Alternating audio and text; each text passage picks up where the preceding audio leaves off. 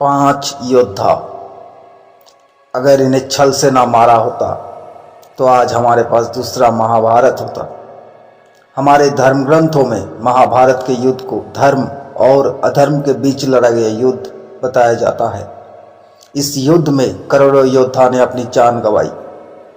इस महायुद्ध को हुए हजारों साल बीत गए, लेकिन कहते हैं आज भी कुरुक्षेत्र की जमीन योद्धाओं के लहू से लाल है।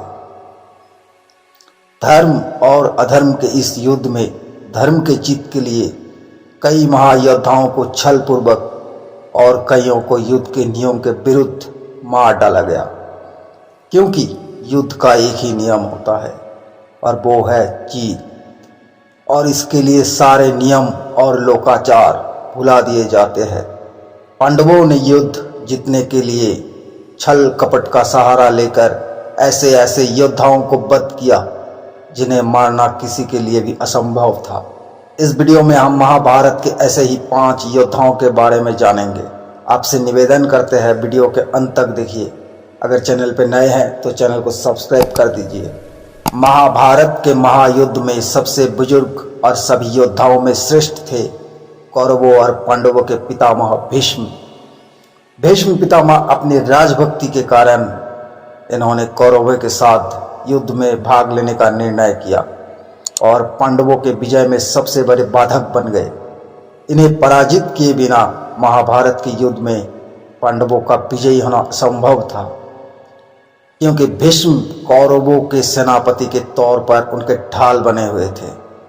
18 दिनों तक चले इस युद्ध में भीष्म पितामह अकेले ही 10 दिनों तक पांडवों की सेना का संहार करते रहे। ऐसी स्थिति में भगवान श्री कृष्ण की कहने पर अर्जुन अपने रथ पर शिखंडी को लेकर आते हैं, जो ना पुरुष था न स्त्री।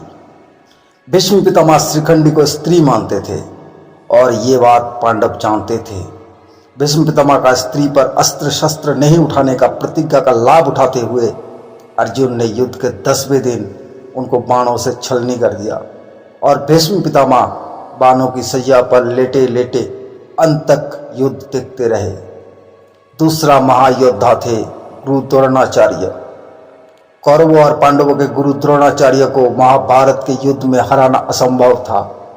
ऐसा माना जाता है कि द्रोणाचार्य को केवल उनका शौक ही मार सकता था। भीष्म को बाणों के सैया पर लेटने के बाद गुरु द्रोणाचार्य को कौरवों की ओर से प्रधान सेनापति बनाया गया। सेनापति बनने के बाद द्रोणाचार्य पांडवों के जीत में सबसे बड़े बाधक बनते जा रहे थे। ऐसे में पांडवों एक बार फिर श्री कृष्ण के कहने पर छल का सहारा लिया। श्री कृष्ण ने भीमसेन से कहा कि वो अश्वत्थामा नाम के हाथी को मारकर जोर जोर से चिल्लाए कि मैंने अश्वत्थामा को मार दिया है। द्रोणाचार्य के पुत्र के नाम भी अश्वत्थामा था। द्रोणाचार्य को भीम की बात पर संदेह था, इसलिए धर्मराज युधिष्ठिर से पूछा, क्या अश्वत्थामा मारा गया? इस पर युधिष्ठिर ने कहा, अश्वत्थामा हतो नरो या कुज्जरो हुआ, यानी अश्वत्थामा मारा गया, लेकिन ये नर भी हो सकता है और हाथी भी। जब युधिष्ठिर ये कह रहे थे, उसी समय भगवान श्री कृष्ण ने शंखनाद कर दिया, जिसके कारण द्रोणाचार्य बात सही से सुन नहीं पाए और शोकाकुल होकर अपने अस्त्र शस्त्र रख दिए। मौके का फायदा उठाकर द्रौपदी के भाई धृष्टद्युम्न ने तलवार से द्रोणाचार्य के सर धड़ से अलग कर दिया। तीसरा महायोद्धा थे जयद्रथ। कौरवों ने मिलकर अर्जुन के पुत्र अभिमन्यु का वध किया। अभिमन्यु को मारने वाले दुर्योधन के बहनोई जयद्रथ का भी नाम शामिल था।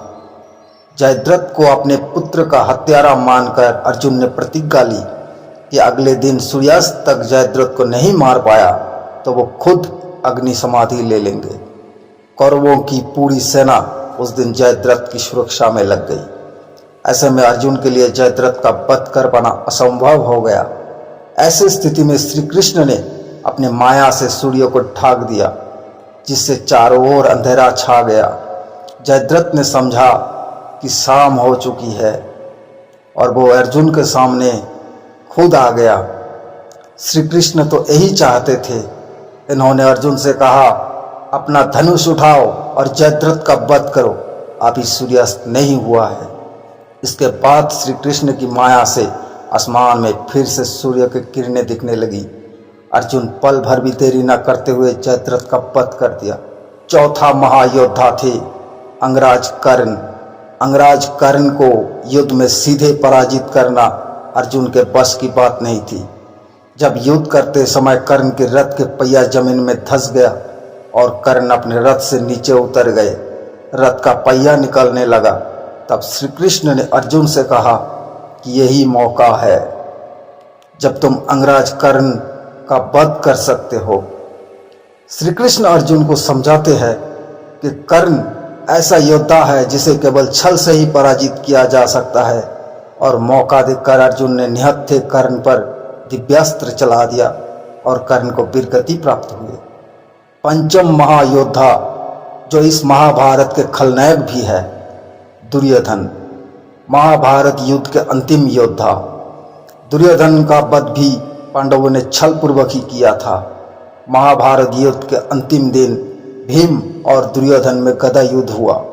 इस युद्ध में गदा का प्रहार कमर से ऊपर करने का नियम था, लेकिन भीम ने श्री कृष्ण के संकेत पर दुर्योधन के कमर के नीचे वार करना शुरू कर दिया, क्योंकि दुर्योधन के शरीर के ऊपरी भाग गांधारी ने वज्र का बना दिया था। इस तरह छल पूर्वक दुर्योधन का भी अंत कर दिया गया। ये छल स्वयं भगवान श्री कृष्ण के मौजूदगी में उनके इशारों पर, उनके कहने पर किया गया, अन्याय को परास्त करने के लिए और सही को न्याय दिलाने के लिए।